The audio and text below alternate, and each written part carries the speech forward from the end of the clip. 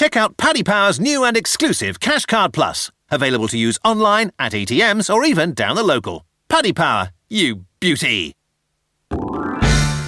Hello and welcome to Friday's Tipping Postcast on the sofa. I'm joined by Graham Wadway, I'm Maddie Plale, and we've got David Jennings and Frank Hickey across the Irish Sea. Looking forward to Irish Champions Weekend. It looks an absolute cracker at the Curragh and Leopardstown. But first, we've got shed loads to cover over in England this weekend. Haydock, Ascot, Kempton, it's all kicking off all over the country. We're going to jump straight into it, guys, with the Sprint Cup at Haydock at 2:25, part of the British Champion Series, of course. Right, a big thing has been made of the rain this week, and a lot of supports come for Brando. Frank, can you just refresh us on the market, please? Yeah, Harry Angel's favourite still at 2-1, Brando 3-1, Tasleet 5-1, the Tin Man 7-1, Blue Point 10-1, Magical Memories 12s or 20s bar. Okay, Graham, kick us off. What do you reckon? Do you think the rain will make that much difference to Harry Angel's chances? We don't know, really, because he's unproven on any softer than good to soft. I think he'll be all right if it stays good to soft, but there has to be huge doubts about that. Yeah, there's loads of rain around, isn't there? And we know what it gets like at Haydock when it really tips it down. It can get very, very testing. They've even moved the race forward, haven't they, to make it the third race on the card, so they try and get some better ground there. So that's seen Harry Angel drift. I think he was around about 5-4 early in the week. He's now about 2-1. I still don't think he's value at that, given the doubts over the ground. Okay, so who would you pick as an alternative then? Well, obviously the money's come for Brando, but he does love soft ground, and he was impressive when winning in France last time, but I think the price has gone with him now. I'd be prepared to give Tasleet another chance. He was so impressive at York on really soft ground. He then was arguably a little bit unlucky next time at Ascot, and I think you've got to forgive him that one poor run at Newmarket. It was nowhere near his form. Yeah, I mean, I'm a big fan of Tasleet, and I think Haggis was never really wanting to run him in the July Cup on that track, on that ground, so he could bounce back. David, what do you reckon of this Sprint Cup? Well, my riding instructions were very clear before we came on air, and I was told to shut up unless you have anything very important to say, and don't be rabbiting on because we're going to be here all day, which I think was very, very harsh. But I think this race is reasonably simple. I think Harry Angel will probably win. It was good to soft last season when he won at Newbury that day. It was reasonably soft. I thought there was more soft in it than good that day. I think he'll just about cope, but I think it's a two-horse race between him and Tasleet. I think you can forget Tasleet's performance in the July Cup. That wasn't him. And even listening to William Haggis interviewed yesterday, he knows that wasn't him. I know Frank the Tank is a huge fan of Tasleet, and you just go back to that performance at York back in May on soft ground, and it was breathtaking. It really was. He hammered Magical Memory, and I think I would be really, really surprised if either Harry Angel or Tasleet didn't win. So therefore, I will probably back Tasleet without Harry Angel, because I don't fancy Brando. I think he's underpriced. Okay, we're all big Tasleet fans then. Frank, quickly, anything to add from you? Would you be on Tasleet as well? Well, the way I looked at it, Jamie, who's my boss, is an expert on everything, but particularly weather and going descriptions, and he's predicted heavy going for Haydock, which would be a little bit of a concern for Harry Angel, but I'll tell you something, he's the best sprinter by a mile. If he handles the ground, he will win. But if you're looking for the safe bet, Tasleet each way, worst case scenario, you get your money back, and if Harry Angel doesn't handle the ground, he'll be the one to win. I think Brando's a shocking price. I priced it up myself last night, and I was way bigger than what he is there, so hopefully we'll be pushing him out later, trying to fill up on him. I wouldn't like him. And simply, for anyone who likes him, in France he won impressively, but he still only beat Acclaim and Tupi. And I'll ask you this question, what price would they be in this race? They'd be a huge price. Don't go near him. Okay, strong advice from Frank there. Right, we're going to move straight on to the listed Ascendant Stakes at 150. This is quite an interesting affair. We've got Dubhe, who is out of Great Heavens, who won the Irish Oaks. You'll remember her, so he's really well bred, Godolphin horse. Martin Mead's Chilean, and a load more. Frank, we'll go to you again first and just get the betting on this one. It's about the only race we don't have priced off, Maddie. Well, we're just going to have selections regardless then, G-Rod. What did you reckon? I like Learn by Heart for William Haggis. It was impressive second time out, and then run up against a decent bunch last time out, beaten by Hagerman. I think that form is by far the best on offer. Obviously, he's taken on a couple of interesting unexposed types, Dubber, as you say, and DXB, who's a huge talking horse, isn't he? I mean, the money poured in for him at Goodwood in massive disappointment last time out. York probably wasn't his form. Maybe he got Yorked, as they say. But I think that Learn by Heart is going to be the bet for me, because I think that it'll be a bigger price than DXB. So I still expect DXB to be favourite. Really? Well, that, like you say, often reputation goes with these things. Learn by Heart, I'm not sure if it's worth much, but obviously Another Bat won in Turkey, so that's boosted that form as well. Indeed. Yeah, okay. David, what about you? Guess what, Maddie? I haven't got a clue, so you can go on to Frank. Yay, right. So we've all got to back Learn by Heart in that one. At 3 o'clock we have... Can I just say... Oh, go on, sorry, Frank. No, see, he's worse than me. I wouldn't be backing Learn by Heart myself. DXB, you can put a line through York run. Mark Johnson, there's a handy tool on Time Form that tells you their run to form percentage, and his run to form percentage at York is quite low. So you'd easily forgive on him. DXB will go off fab, but Dark Acclaim is one that's out of I think it's a 1 mile 6 mare, and he was very impressive at Doncaster and soft ground over 7 the last day. Step up to a mile will only help him, I'd imagine. He beat a Michael Stout horse into second, 3.5 lengths. That's come out in one since, and the third has come out in one since. And I'd say he'd be a fair price. I'd be having a small bit on him. What price do you reckon he would be? I think it could be 92, 5 to 1. 92? Okie dokie. Sorry about that, Frank, cut you Yeah, no off. Moving on to the 3 o'clock Be Friendly handicap. I believe Soir de l'Eau won this last year. He's in again. We've got Holmeswood, who won the hat-trick last time. G-Rod, go to you again first. Yeah, I think it was similar conditions last year, wasn't it? I think it was really testing, and Soir de l'Eau loves it, doesn't he? He does love it, and it's an interesting booking. Silvestre de Souza for Kristin Stubbs. I'd go with him to go for the repeat. I tipped Confessional last week when he ran at Chester and he got caught wide. I think he's capable better as well, but I'm going to go with Soir de l'Eau to make it back-to-back wins. Okay, Frank, what price can we get on Soir de l'Eau and the remainder? Soir de l'Eau is 8 to 1, but our favourite is Holmeswood at 7 to 2, Midnight Malibu 15 to 2, Boom the Groom, Soir de l'Eau, and May Leaf Shine 8 to 1, Copper Knight 10 to 1 on our Reflector, and we're 11 spare. Excellent. Dave, can this get you talking at all? No, I didn't study this one either. There was about a million races, and I was told to keep it. So I picked out about maybe 10 races to go through. This wasn't one of them. Okay, Frank, can you make up for that one? Holmeswood won at York last time, and he's got £5 penalty. He dead heated actually with a stablemate, Intense Romance. And obviously he looks progressive. He's going forward there, and you wouldn't be surprised if he did it. But in that race, it was a massive eye catcher for me. The draw played a huge part at York. The first 4 home that day were drawn 8, 3, 6 and 4, but May Leaf Shine was drawn 19, completely away from the action, had no chance from the draw, but he ran on into 5th, beaten, I think it was about 4 or 5 lengths in the end, but he had no chance from the draw. He was only touched off in Musselburgh the time before, beating a short head, I think. And they're the 2 runs with the headgear. Now, he handles soft ground, no problem. He's actually been dropped a pound from York while Holmes was gone up to 5. He's a massive chance. We're 8 to 1. There's as big as 12 out there. He's an each-way bet, definitely. Okay, cracking. We'll move on to the 3:35:32 Red Mile now, registered as the Superior Mile Stakes. It's a Group 3. Mitcham Swagger, I mean, he came second last year. We've also got Ballyconcerto, Ben Battle and Flaming Spear, who's obviously graduating from Handicap Company after winning at York. I think this is a really interesting betting heat, Frank. What did you make of it? Oh yeah, it's very tough. Mirando's 9 to 2 favourite, just about. Mitcham Swagger, Ben Battle 5 to 1, Ballyconcerto 11 to 2, Sovereign Death 6 to 1, Flaming Spear 13 to 2, and we're 8 spare. Are you still sleeping with Flame and Spear, Frank? Oh, don't talk to me. Like, he's in the smallest bet of the 4 runs he's been entering this year, and he pisses up. Broke my heart. But That's $3,000. Pardon? That's about $3,000. I'm still down, would you believe, on him. So, yeah, he's heartbreaking. Look, I think he needs cut, but I'm not sure he wants it like a bog either. If I was... Look, Mitcham Swagger will handle a bog. It's not a race I'd be gone on. There's question marks about a lot of them on those conditions. But like Mitcham Swagger ran the conditions race at Thirsk. He might have got his confidence boosted. He wore cheek pieces there for the first time. They seem to work. He wears them again if they have the same effect. You can't see him being out of the 3 really with it being so testing. Do you not think something could improve past him?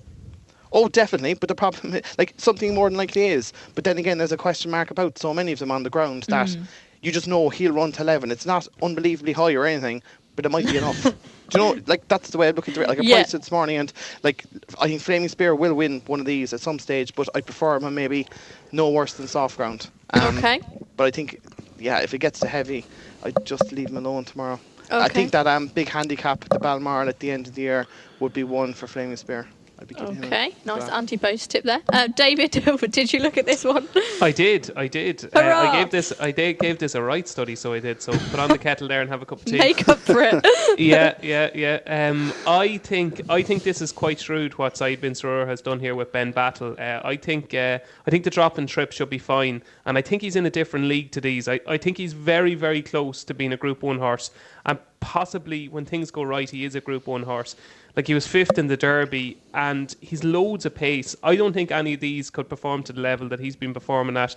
He's the highest rated in the field, and go back to his mile form. It's pretty strong. Like, he was beaten 2 lengths by Eminent in the Craven, and then he went down to the Dante at York. He was beaten 3/4 of a length by Permian. He's loads of pace, and I think he'll handle the ground.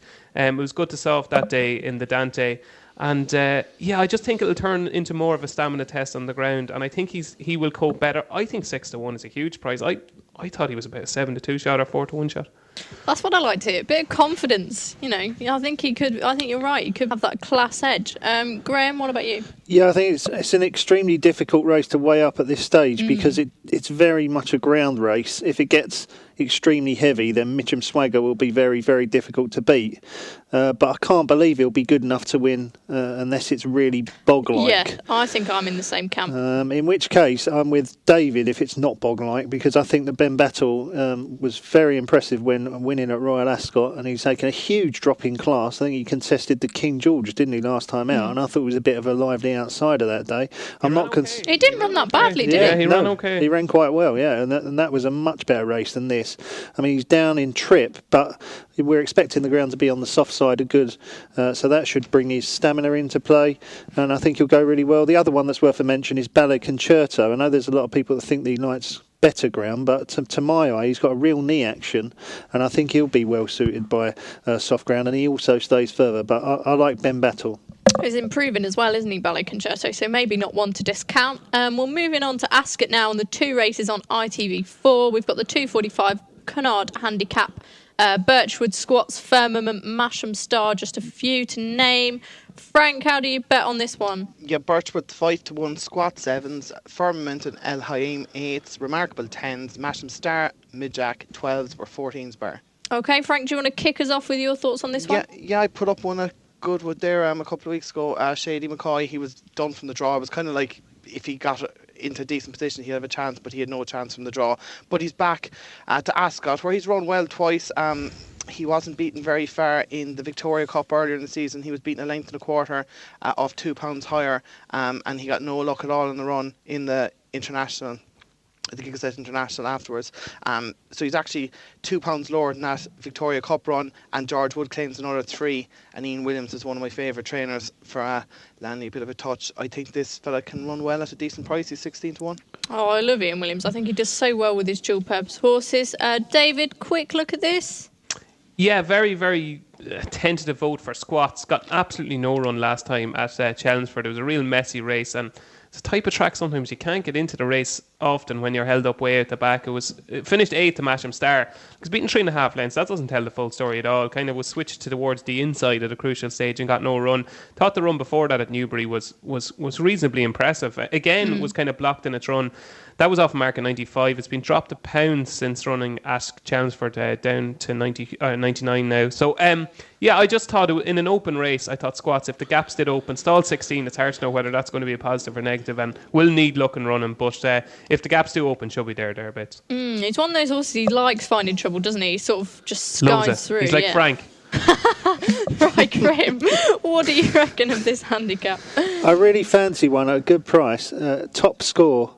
Ran an absolute stormer in the Guineas. I mean, was not beaten far. Churchill, Barney Roy, Al Wouquet, Dream Castle, Eminent. I mean, you're talking proper Group 1 horses there. Jesus. God knows what has happened since. Has completely lost his way.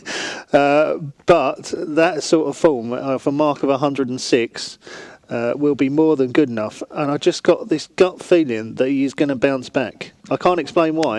Which race did he run out at Royal Ascot? Yeah, he ran there in one of the handicaps there, I think, and he was beaten a mile, and he was beaten at Ascot last time as well, beaten a mile. I got no idea what's going on with him, but he's just got so much talent. I can't possibly leave him alone. I think he's around 33 to 1. I mean, that's a ridiculous price. If he runs to his Guineas run, he's an absolute certainty.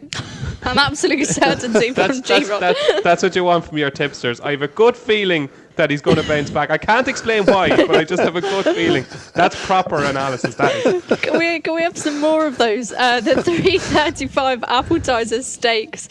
Frank, how do we bet on this one? I imagine Cape Coast will be at the head of the market. Oh, he's actually only second favourite. First Nations are favourite at 92. Cape Coast is 13 to 2. Anything Today, Tudiba, Torcello 8 to 1. Seafarer 9 to 1. Londinium 10 to 1. And we're 11 to 1 bar. Now, I like Cape Coast because he did well from draw 11 at Chester last time to finish second to My Reward. He's a real Mark Johnson improver. David, what do you make of this one? Oh, I think, for all the praise I was giving Franny Norton for getting across early on last week. It was last week, wasn't it? Probably. Yeah, it was last week. It was last week. That was a quick week. Yeah. For all the praise I was giving him when he got across reasonably well, broke well, and didn't panic. I was worried. It was well backed. It was 13 to 2 or something I backed to that, and I was worried that he was going to just kind of, panic and try get to the front, but he didn't. He bided his time. But the second half of the race, I could have strangled Franny because. You could kind of see on the front end that My Reward was getting away and wasn't stopping. And you're kind of going, right, Franny, you want to get a bit serious now. And then, when he got serious, the race was over. He actually, I'd say, didn't get a hard race and was only beaten 3/4 of a length. I think this horse has so much more improvement to come. I think a track... He's better than that, isn't he? Yeah, I think a track, a more kind of straightforward track like Ascot is going to suit. I think we certainly didn't see the best of Cape Coast. And if we go back to that run when he was second to Ben Batula, really fought back that day under a more aggressive ride, I think he'd be ridden more aggressively. And I think he won't be the price he is now. Okay, Graham? Did he tip Cape Coast? Yes. Yeah, I did, yeah. You weren't listening Strongly. at all. I sort of switched off halfway through. Sorry, Cape Coast. Yeah, no, I think Cape Coast to win. Yeah, for PJ McDonald. I mean, good feeling, is it, Graham? yeah. Got a strong gut feeling in this one. He ran a cracker last time at Chester, obviously from wide draw. We've all been through this now. He's massively improving. Typical Mark Johnson, does brilliantly well in these mile 4 furlong handicaps. I'll tell you what is interesting as well in these staying handicaps is the market is a very good guide to Mark Johnson runners when he has got 2 or more in these staying handicaps, and I see that Cape Coast is very strong in the market. So yeah, that's good enough for me. A wide draw is quite good around Ascot here as well, isn't it? Because they all crowd up on the inside and they tend to win from out wide. So 16's not a concern. Okay, excellent. Frank, anything to add quickly from you? Yeah, there was one I liked here, a bit of a price. Seafair of Marcus Tregonning won at Chepstow last time, and ordinarily you wouldn't be looking at Chepstow races with a view to winning an Ascot handicap.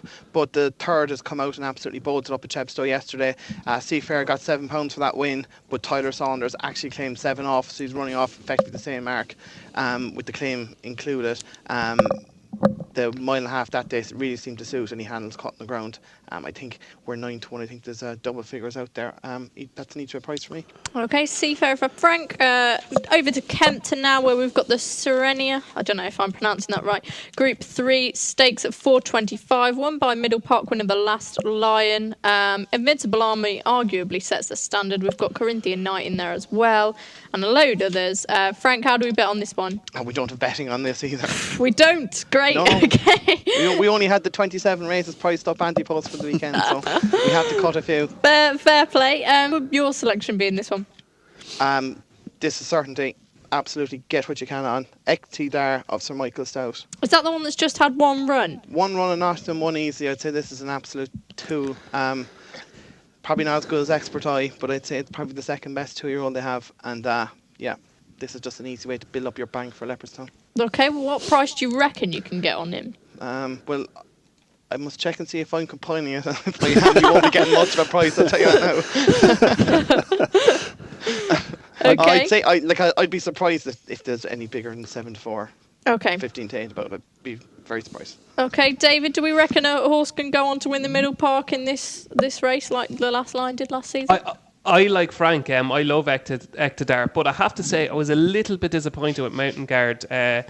the other night at Lingfield. It was a good maiden that Society Power won, and Mountain Guard ran fine. Like, it was thereabouts. I think it was beaten about 3 lanes into fourth. That was second to Ectic there.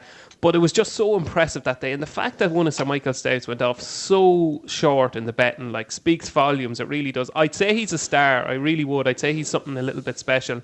And he certainly would be in mind for one of the classics next year. And the way he travelled at Nottingham was brilliant. I think Kempton will be fine for him. And like Frank, I'd be surprised if he's beaten. Well, it speaks volumes when Sir Michael has a 2-year-old who's as forward as that. And, usually we're used to his horses progressing as they get older. He'll be a bit of a price as well. He's not going to be evens or anything like that. He could open up about 2s or 9 to 4, I'd say, Frank. And you'd be diving into that, both of you. He has got a horrible draw, though. I mean, for a horse round Kempton, stall 8 is not the place to be, over 6 furlongs. If he gets caught out wide round there, it's a tight turn. He might have to be a star to beat Invincible Army, who is drawn in 2. He's got loads of experience. He's bound to bang out and can get a good place. I don't know. I think he's got it all on from that stall. I'll go as far to say he could give him a head start and beat them. This is how good this fella is. I like Corinthian Knight, as I mentioned him. I think he's unbeaten round a bend, and he was rapid when winning last time. And he's drawn 1, so he's going to fly off, isn't he? Exactly. So it could be ideal for him. We'll move on from this now. It's competition time. On Monday's show, we asked who won last Saturday's Beverley Bullet. The answer was Take Cover, and the winner is Luke Baker from Warsaw. £25 will be added to your account, and there'll be another chance to win a £25 or €25 free bet on Monday's show. Paddy Power are offering money back as a free bet if the horse you back finishes 2nd, 3rd or 4th to the SP favourite in 2 races today and every day this month. Max £25 per race. T&Cs apply. 18+. BeGambleAware.org. Okay, welcome back to Friday's Tipping Postcast. We're going to get David talking a bit now because we're going to talk about Leopardstown on Saturday. Irish Champions Weekend. Absolutely superb. Can't wait. We're going to kick off by talking about the Matron Stakes, which is at 5:35. Winter, it's been announced that she's going for this race. Aidan O'Brien's chucking a load of his other ones in there as well. Roly Poly Rhododendron. We've got Kimar in there as well, the French horse. Frank, how do we bet on this? Winter, can anything beat her? Winter's 10 to 11. Kima 6 to 1. Persuasive Rhododendron and Roly Poly 7 to 1. And we're 20s bar. Okay, thank you very much. Do you think Winter can be beaten? Can you see any angle there? I think at her best she can't, but it would concern me that the vibes aren't overly brilliant. The past week or two has been very quiet. There's been rumours she missed a bit of work or something, but I think at her best she'd be difficult to beat, almost impossible to beat, but it would just be in the back of my mind that everything hasn't gone straightforward leading up to this, and that would just worry me a small bit because she's running against proper Group 1 fillies here, so... she needs to be at her best. But. Yes, indeed. On the Monday postcast, we were talking about this, and we mentioned she could have had a harder race than we thought she did at Goodwood as well. So maybe a few people will be trying to get her beat. Frank, who would your alternative be? I think Persuasive ran a lovely race in France with a view to this. I don't think she was fully wound up for that, and I'd say this has been the target all along. She handles a bit of cut, and while look, Winter will win if she's at her best. But if she dips below and she's only 90% or 85%, Persuasive probably the one I'd back. Now, I was talking myself into backing Rhododendron at the start of the week, but no disrespect to Padraig Beggy, but the jockey bookings suggest she's not really fancied. You'd think Shane would be up on that if it was fancied. So that left me with Persuasive or Keyman. Persuasive was just a bit more eye-catching. She's probably a bit more fresh and she's probably been targeted at this. Rhododendron coming back from that layoff maybe might not be wise to rely on her. David, what do you reckon? The vibes on this Winter are not good at all. Now, she still might be good enough to win. Frank said she missed a piece of work. Do we think it's significant that they've not gone for the champion then? Or, do you think that speaks, not at all. Or it was never going to go anyway? No, I'd say that was a marketing ploy to try and big up Irish Champions Weekend myself. Now, I could be wrong. That's just completely my opinion, not the opinion of the Race of Post. But I think it was just to big up, a big clash in the Irish Champions Stakes. But Frank said she missed a piece of work. I heard she might have missed a week. So a week at this stage could be a lot. But she's an absolute superstar. So, I often find in these, sometimes in circumstances like this, class will win out. But if she hadn't missed what she missed, or if she did miss what she missed, again, it's only rumours, she would obviously be a lot shorter than she is now, given that she's showed her superiority over these fillies before. with that in mind, like Rhododendron, I got a real positive for her earlier on in the week. But then when the jockey bookings came out, you kind of say, oh, well, maybe she's not the number 2 and maybe she's the number 3. But anyway, after all that bullshit, I think that Persuasive is probably the bet without here, maybe each way, like Frank. I think it's really interesting the way she's been campaigned this year, and I wouldn't be surprised if she's had one aim and one aim only this year, and this is it. Go back to the race last year, she was second to Alice Springs. You know, I thought she probably got to the front a little bit too soon. And Alice Springs, it was one of these days where everything came on the outside, if you can remember. Do you remember Alice Springs won wide on the outside, and Al Manzour came wide on the outside, as did Found. I think it was a day for where the ground was quicker on the outside, and I think that run can be upgraded. We've only seen her once since, but boy, that was an eye-catching run, I thought, in France. I thought she was a big enough price. What is she would choose, Frank? 9s, is it? We're 7s, but there is as big as 9s out there. Yeah, there's 9s out there, and I'd nearly take the bit of doubt out of it and maybe back her without Winter. Okay, that could well be a good choice. She beat Kemar, didn't she, last year as well? So on that sort of form, you're going to think she can improve from that run in France. Graham? Yeah, cracking race. Now, how soft do we think the ground's going to get, lads?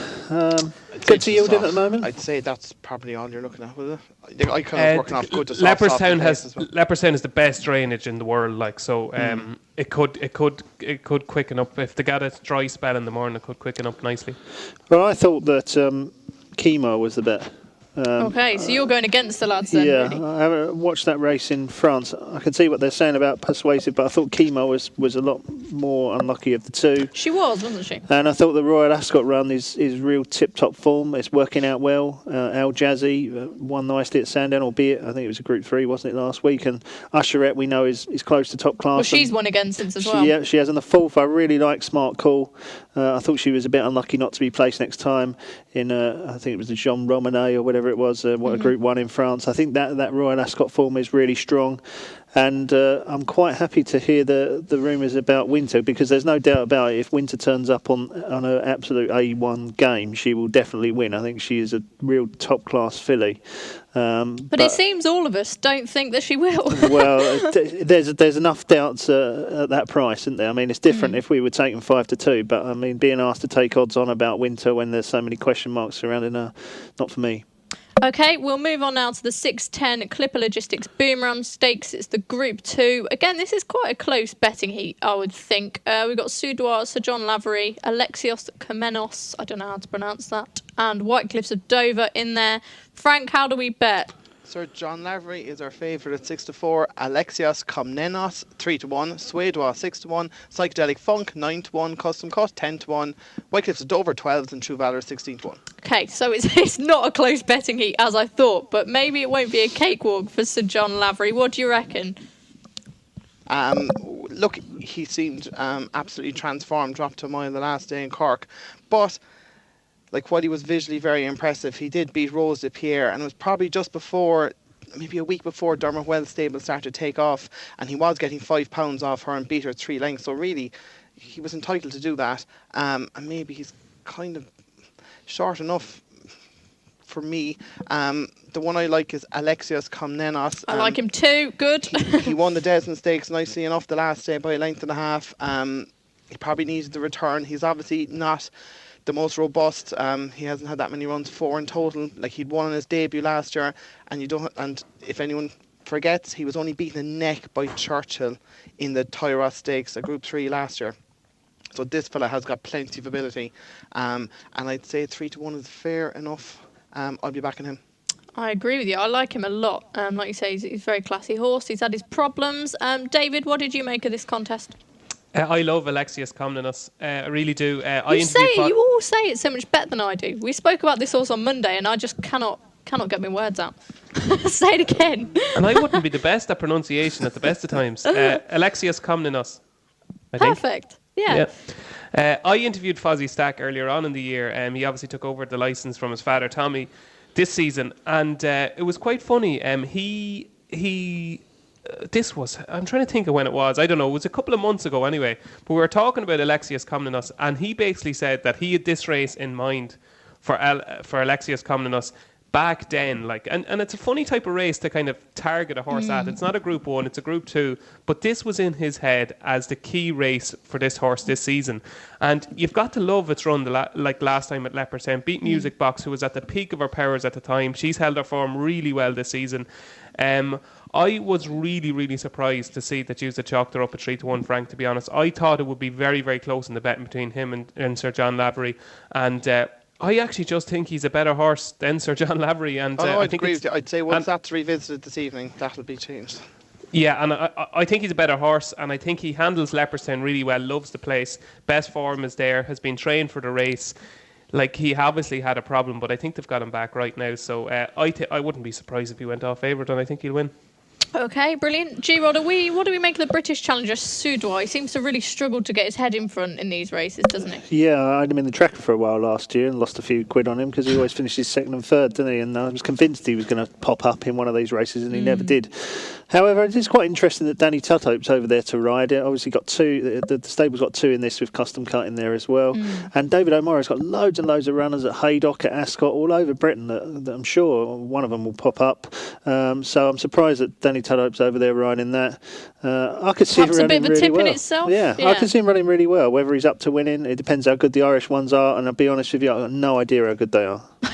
No idea. I don't know much about John Lavery or the other things, so I'm not going to make out that I do. So are you going to get on that evidence? Are you going to give Soudois another go? No, it's a swerve race for me, but yeah, if I was going to bet, I'd back Soudois. Okay, because it's the only one you know anything about. Yeah, exactly. Right, moving on to the big one now. Looks an absolute cracker at 6:45, the Kipco Irish Champion Stakes. Churchill, he looks much and above the best of these, do we think? Frank, how do we bet? He's our even money favourite. Eminent is 4-1, Poet's Word 8-1, Cliffs of Moher 10-1, Zukova 14-1, Success Day is 16-1, and we're 20-1 bar. Okay, I'm really glad to see Eminent in there because he just adds a little bit of spice to it all. Frank, can we get Churchill beat at all? Yeah, I wouldn't be going near the even money personally. It wouldn't be for me. It's a very strange race. Churchill disappointed at Ascot. He was beaten fair and square, in my opinion, at York. I think he's good. I don't think he's a world beater. So therefore, would you want to be taking even money? And I had this discussion with one of the lads at work. I was like, if you substituted in Ulysses for Churchill, what price would Ulysses be? And I wouldn't be sure. He'd be too much shorter than Churchill, which therefore, in my thinking, was saying Churchill's too short for me to have a bet on. And then when I went down through the race, Poet's Word, I don't think is a Group 1 horse to me. Eminent, I think he's good, but beating Salomon 3 lengths in a race where he got to dictate, that's not brilliant either. Cliffs of Moher, disappointed. Success Days needs one of those hurricanes from America to come across tonight. Decorated Night is solid, but you'd be disappointed if he won. And I just fell on one, and I'm taking a bit of a chance, but I had what you describe as a big boys bet last night on this, and I backed Zukova.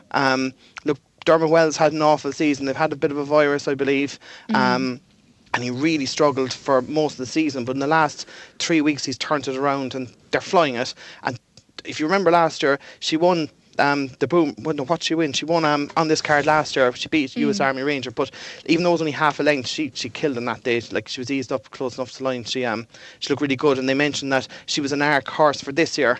Now it didn't work out. She went to America, won a Grade 1, and when it's soft in the going description, she's unbeaten. And I just thought that while this is a good field, it's not a brilliant field, and if she's ready to go, I think she can give him a right rattle. What price is she again?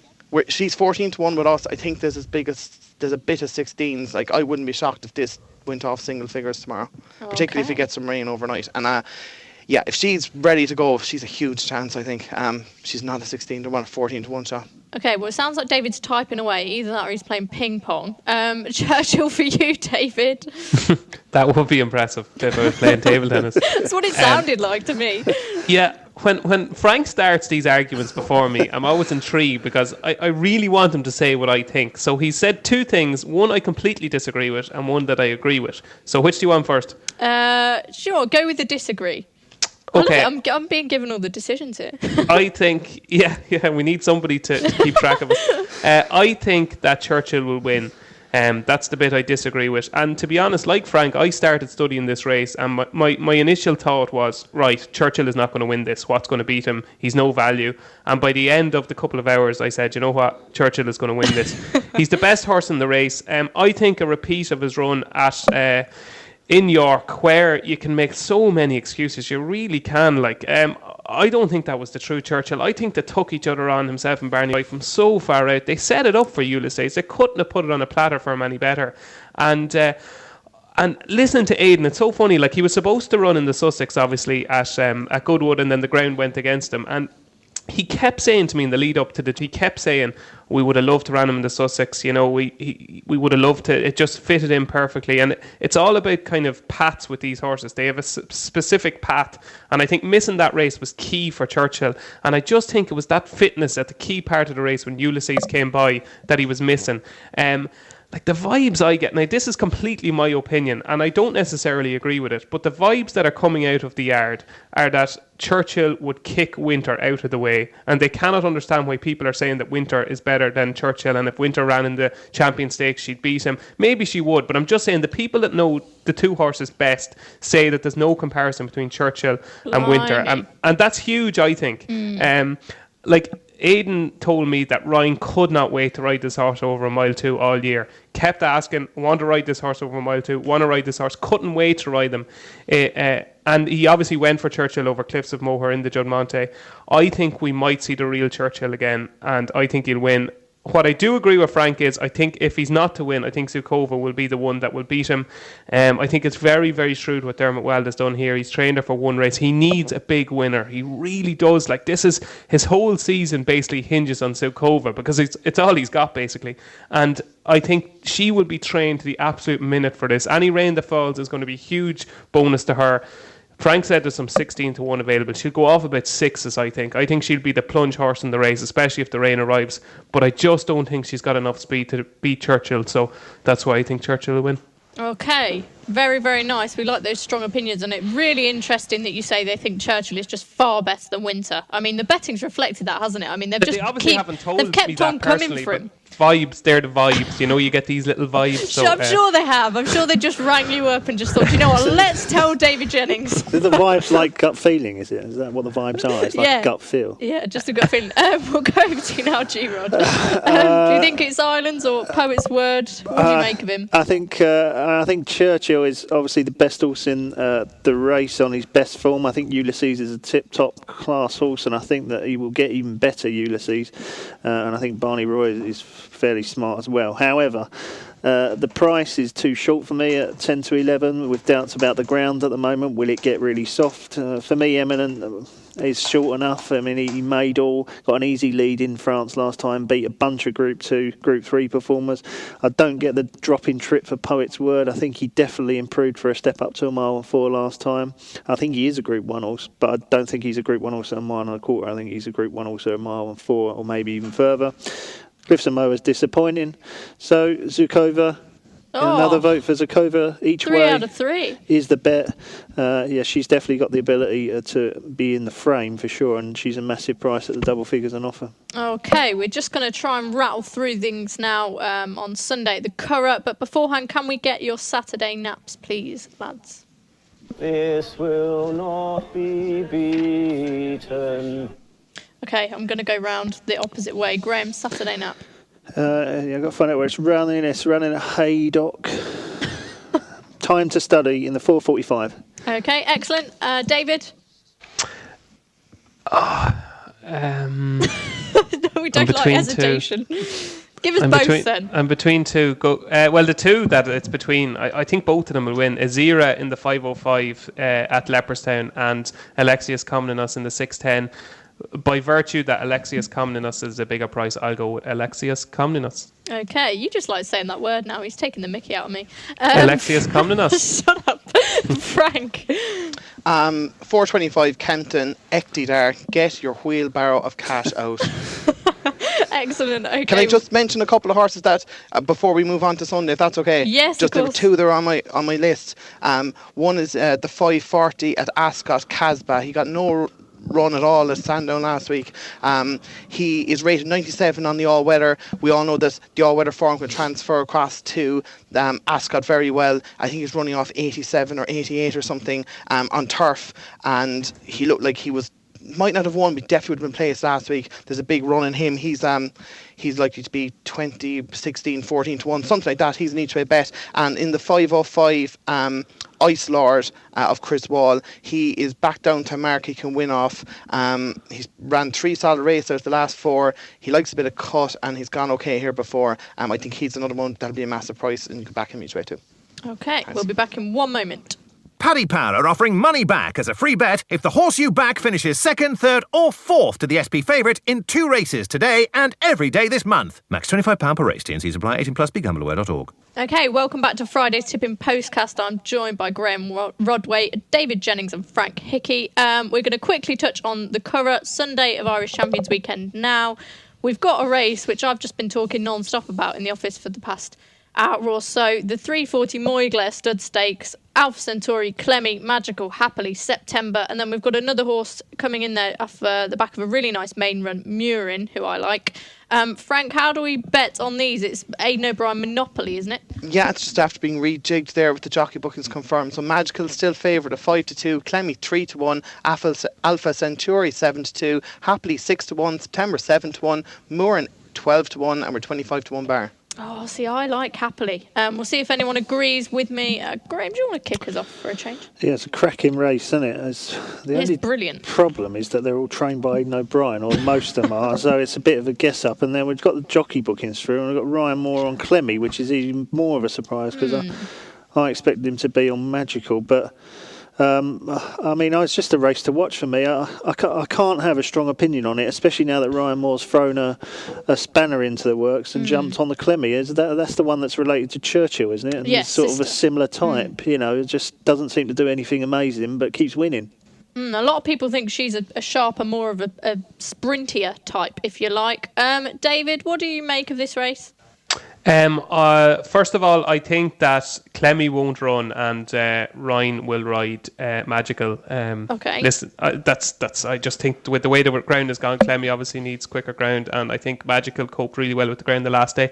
And I don't know why the jockey bookings are done like that. Maybe I'm wrong. I don't know. I'm usually wrong, but yeah, this is. I told absolutely everybody I could this week that I think there is one bet and one bet only for the Irish Champions Weekend, and that was Alpha Centauri. She was 5 to 1. Couldn't understand it. Couldn't make head nor tail of it. She's got her ground. She's got her trip.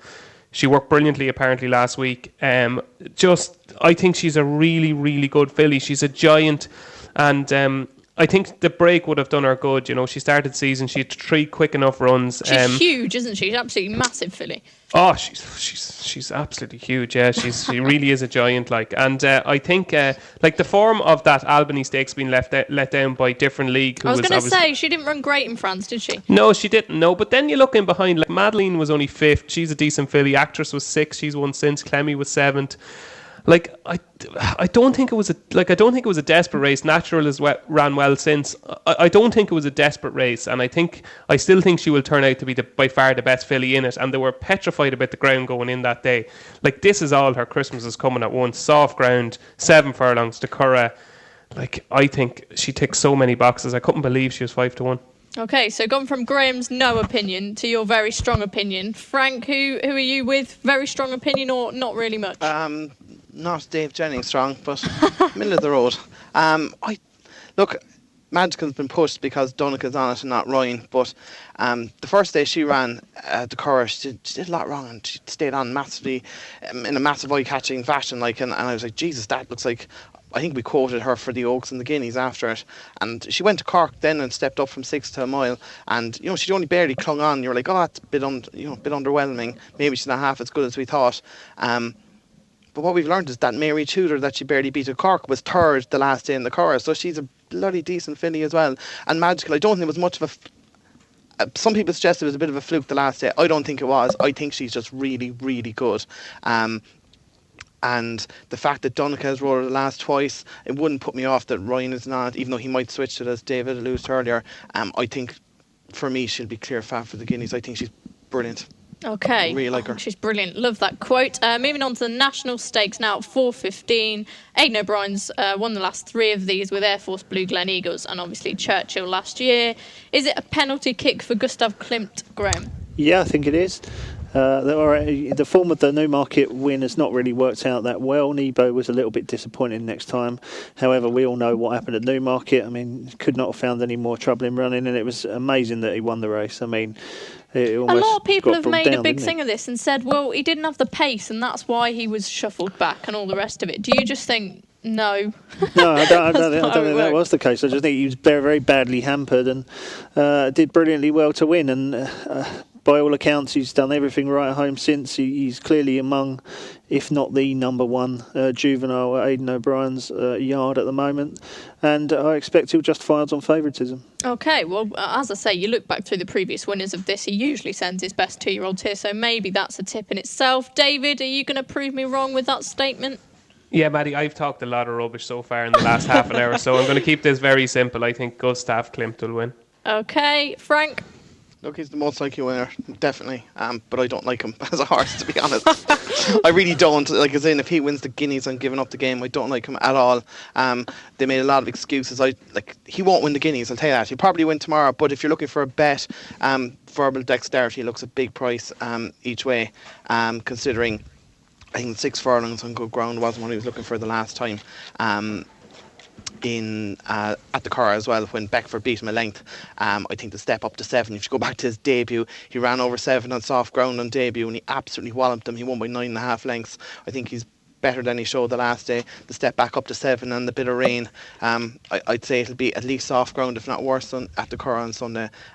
He looks a cracking bet without. I'd fancy him to beat Beckford, and I'd love it if he beat Gustav Klimt. Just because you've taken a particular dislike him. Yeah, I've taken a dislike to him. It's like, these people going, oh, he's so unlucky, what a horse to do that. He's fucking bang average, if you ask me. Was he texting your missus or something? Come here. I'd probably like him more if he did. Right. Poor Jill. We'll move on now quickly and cover the Irish St Leger, which is 4:50. There's not the big match race with Big Orange. He's out, so we've just got Order of St George, Dartmouth, Wicklow Brave, who of course won this last year. Western Hymn's quite an interesting runner, and Jessica Harring's Torsidor. Frank, take it away with the betting.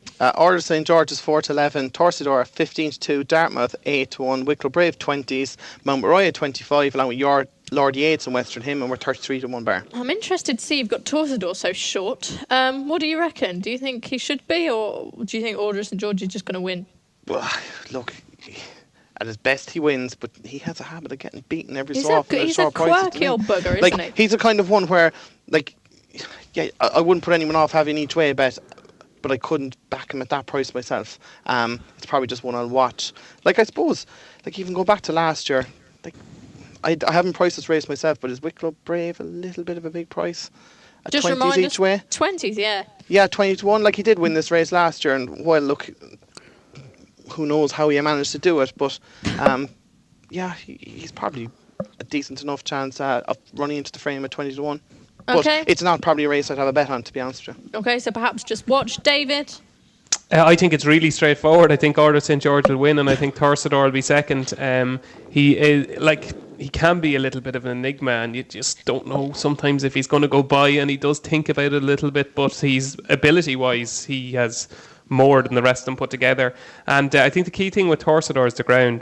Best performance came earlier on in the year at Leopardstown in the 1 mile 6 race, where it absolutely hammered Twilight Payment and Forgotten Rules. That was on soft ground. I think that good to firm ground at the Curragh probably just wasn't his cup of tea. He's a proper stayer, and I think he'll definitely be second. I think this is really straightforward. I think Order of St George will beat Torsidor. Okay, Graham? Yeah, talking about horses that I don't like, Order of St George would be right up there. We're just going to horse hate for the rest of the podcast. I have to write the column Bankers or Blowouts, and he always appears in it every time he runs because he turns up in these races, and every time that I banker him, he finds a way to get beat. And, when I lay him, like last time out, he wins easily. I don't get the horse. Has he had a better prep for it this year, do you reckon? I know last year the vibes weren't that strong, were they? No, he was turned over at 1-7 last year. And I think that's why he's 2-5. I mean, if he turns up at his best form, I mean, he should win by a long, long way. But he never does win by a long, long way. Ryan Moore reckons he's quite a hard ride, often hangs in behind when you try and put him upside something. Do you want to be on that sort of horse? 2-7 or whatever he's probably going to go off? Not for me. I'm more than happy to take him on, but I'm a layer. I'll have to lay him because the rest of them, they ain't good enough to beat him, and I can't pick one to seriously believe that they can beat him, but you never know, something might pop up. Okay, so just one thing to note with Order St George's, they've been extremely harsh on him here, but one thing is, if you go through his form with Soft in the description, beat Blue Skimmer by 8.5 lengths, beat Sea Moon by 7.5 lengths, beat Mizu by 3 lengths in the Gold Cup at Ascot. The ground is a key factor. If you go back through the times he has now, I know I don't think he was right last year when he was beaten by Wicklow Brave. I know it was yielding ground that day, but I think when there is Soft in the description, he's almost unbeatable. Okay, thanks very much for that, David. We've got the other two Group 2s on the card, and then we have racing everywhere. We've got Listowel, York, Fontwell, and then obviously we have the Arc Trials at Chantilly. Has anyone got anything they just want to nip in there and mention? Frank, I'm sure you've got something. Oh, yeah, I was just a bit annoyed there. The Blandford Stakes, Seventh Heaven was fab this morning, and I was like, oh, yes, this is great, because she had no chance on the ground. And I was going to back Sea of Grace each way, but I can see that we've rejigged it there now, and Rain Goddess is fab, because Ryan's up on that, and Sea Grace is 3-1, and unless I was getting 4-1 and was able to play Sea Grace, I'd probably keep away from it. But there was 1 or 2 I liked in that sales race. Freescape, I think it's David Marnan trains it. He was a bit of an eye catcher in his second maiden run at the Curragh, staying on strongly. Now, he was well beaten behind Fleet Review, but he went to Dundalk and won well. I'd say a big field and a strong pace would suit him well. And I'm kind of hoping the Brogy man for the Dukes will run well in that race too. He ran really well over 7 at Leopardstown. He was collared late by a decent one of Jesse Harrington's, and the third has gone on and won again since. I think the two of them will be a decent price, and you could probably back me to win. I think we're probably going to be at least 1 extra place in that, if not 2. Okay, excellent. Yeah. David, fair play. You've not rabbited on. I think all of us have. It's not just you. What would you say if I asked you, what's your bet from elsewhere or in any of the other races? Yeah, see, I brought you down to my level, Ollie, so I haven't. I really like Sea of Grace. I think the key thing, again, is the ground, and she has been crying out for a step up and trip for her whole career. Like last season, even as a 2-year-old, she's just crying out for a trip, and I think William Haggis has been really patient with her. And his horses are in form at the moment. I think she'll take the world of beating in that. And the Brogy man, has a big chance. Talking to young Dukey there, if that horse wins, it could be like the closing scene to Titanic with Brendan Duke. It really, there will be tears flowing. It will be like Dukey Junior getting married. That's what it will be like, because he is just the most emotional man in the world. I'm a bit of a softie, but Brendan Duke is brings it to a whole new level. So I really hope for visually, for all of our sakes, that he does win and has got a crack a chance for him to have a winner on Irish Champions Weekend. Lord God bless us and save us. Right, I know what my massive wish for the weekend is now.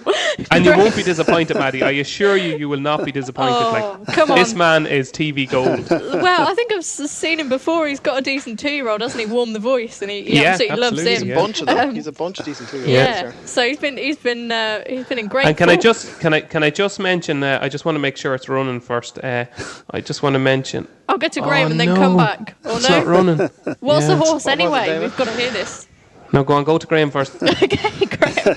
Oh no. Well, we should mention the 305, the Flying 5. We've got Caravaggio running, haven't we? Oh yes. An old favourite. Now, disappointing in the July Cup. Well beaten in France last time. Everyone thinks he wants further. Yeah, and now he's down to 5 furlongs. Having looked on a couple of occasions like he needs it, or every bit of 6, if not 7. Apparently, he had sore feet last time in France. So if he gets really testing, I suppose he'll at least be all right on the ground. And the reports from Ballydoyle that they still rate him very, very highly. But 6-4 to win over 5 furlongs against horses like, really fast horses. Caspian Prince going to be blasting away up front. Not for me, but He's probably the lay of the weekend, I guess, Caravaggio. But he's bound to go and bolt up now, isn't he? Yeah, he's just bound to. Back to you, David, quick before we've got to go. Oh no, I'm devastated. Are you showing a bit of the old Duke emotion there? Yeah, I think one of the best handicaps horses in Ireland was supposed to run in the Northfields handicap, the 5:55 at the Curragh on Sunday. Elusive Heights, trained by Ger Lyons. I think it's a group horse. He hasn't fulfilled his potential, but I think he will. But he's not running, and that makes me think that Ger Lyons has got Mawane in that, who will be favourite and adores conditions. And Ger is really good at kind of mapping these horses out for Premier Handicap. So he obviously thinks that Mawane has a better chance of winning the race than Elusive Heights. So far be it from me to say that he's wrong. So yeah, Mawane probably in the 5:55 to ease the pain of Elusive Heights not running. Okay, finally, just a quick reminder, Shanti Arc Trials Day. We've got Satono Diamond, Cracksman running, all sorts going on. Any thoughts on that, Graham? Not from a betting perspective. I mean, Cracksman is going to be about 1 to 2. It's strange, isn't it? Go for this and not go for the Arc. No one goes to win the Niel and then not win the Arc. Surely. Well, that's I suspect is going to be the plan. Surely, you're going to run in the Niel, and then if he does the business, we're going to be heading to the Arc. And obviously, the Arc is the big game for the Japanese horse. But I don't know what to expect from him. It's exciting to see Cracksman, but he just is not. It's not a betting race, But he was so impressive at York, wasn't he? I mean, the further he went that day, he just looked so good. Yeah. Okay, David. I'm not going to hold my breath. Have you had a look at Shanti? Maddie, I'm absolutely knackered. No. We're all knackered. We've been in this for the long haul. Frank, can you give us anything? Not really, Okay, so on that bombshell, David's going to go to bed, and we're all going to go and collapse somewhere in a heap. Thank you very much for joining us. If you enjoy listening to the Postcast, please rate, review, and subscribe on iTunes. Goodbye, and we'll see you on Monday. Check out Paddy Power's new and exclusive Cash Card Plus, available to use online, at ATMs, or even down the local. Paddy Power, you beauty. You beauty. You beauty. You beauty. You beauty. You beauty.